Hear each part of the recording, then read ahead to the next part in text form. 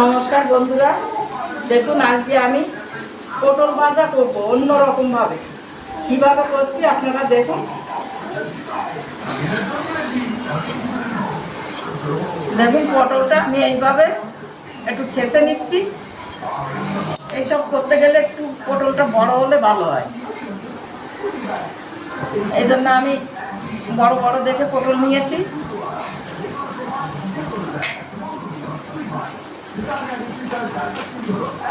এবারে মাথাটা এইভাবে একটু কেটে নিয়ে এর ভিতরের দানাগুলো আমি বের করে নেব।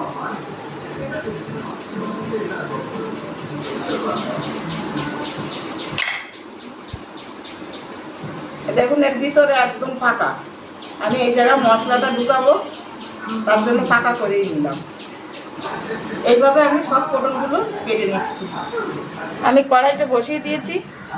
আমি এবার পটলের যে পুরটা ভরবো সেই পুরটা রেডি করে নিচ্ছি। আমি কড়াইতে দিয়ে দিচ্ছি সর্ষের তেল। আমি ফোড়নে দিচ্ছি শুধু একটু সাদা জিরে, আর কিছু দেব না।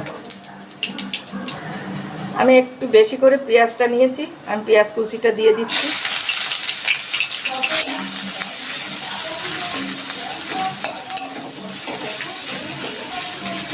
ও বড় পেঁয়াজ হলে দুটো তিনটে পেঁয়াজ দিলেই হয়ে যাবে। পেঁয়াজের মধ্যে আমি অল্প একটু নুন দিয়ে দিচ্ছি অল্প একটু হলুদ। পেঁয়াজটা আমি একটু লাল লাল করে ভেজে নিচ্ছি। দেখুন পেঁয়াজটা আমার লাল করে ভাজা হয়ে গেছে। আমি ওই যে পটলের ভিতরের যে দানাটা আমি পেস্ট করে নিয়েছি, এইটা আমি এখন দিয়ে দিচ্ছি।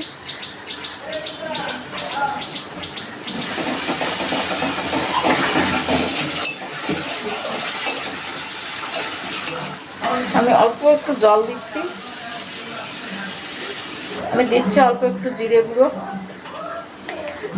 দিচ্ছি অল্প একটু ধনে গুঁড়ো,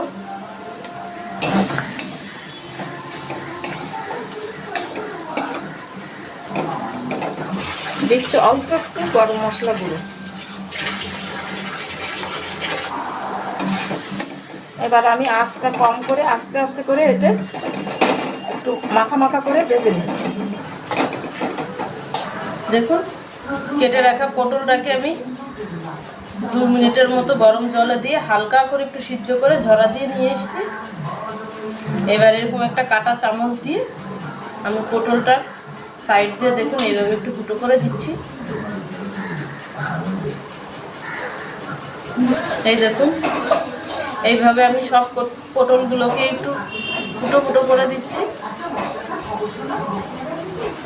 আমি দিচ্ছি স্বাদ মতো নুন, দিচ্ছি অল্প একটু হলুদ গুঁড়ো,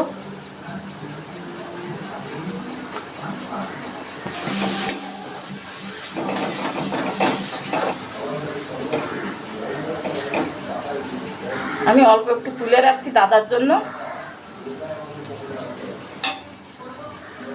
এইবার আমি দিয়ে দিচ্ছি কাঁচা লঙ্কা, যেটা পাকা, সে পাকা লঙ্কাটা আমি পেস্ট করে নিয়েছি। এই লঙ্কাটা এখন দিয়ে দিলাম।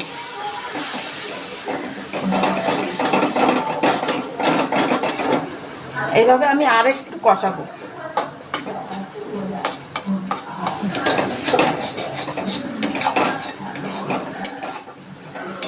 আমার পুরটা রেডি হয়ে গেছে।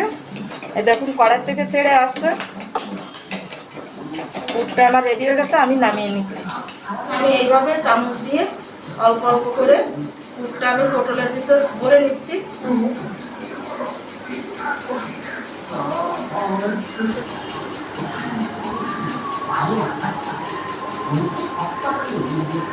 একটু ফাঁকা রাখতে হবে, না হলে বাঁচতে গেলে মুখ দিয়ে বেরিয়ে যাবে।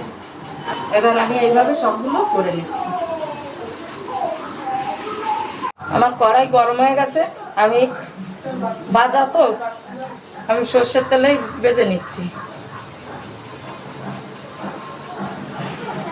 আমার তেল গরম হয়ে গেছে, আমি আঁচটা কম করে দিয়েছি। এবার আমি পটলটা দিয়ে দিচ্ছি।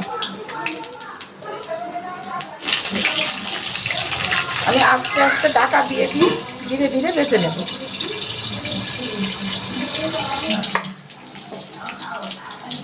দেখুন আমার এই পটলগুলো ভাজা হয়ে গেছে, আমি তুলে নিচ্ছি। দেখুন আমি এইভাবে সব পটলগুলো ভেজে নিচ্ছি। দেখুন এই ভাজাটা আমি যেভাবে ভেজেছি এইভাবে ভেজে দেখবেন, খুব ভালো লাগবে। আর এই ভাজাটার সঙ্গে আর কিছুই লাগবে না, এইটাই ভাত খাওয়া হয়ে যাবে। তো যদি আপনাদের ভালো লাগে তাহলে আপনারা আমাকে একটু জানাবেন।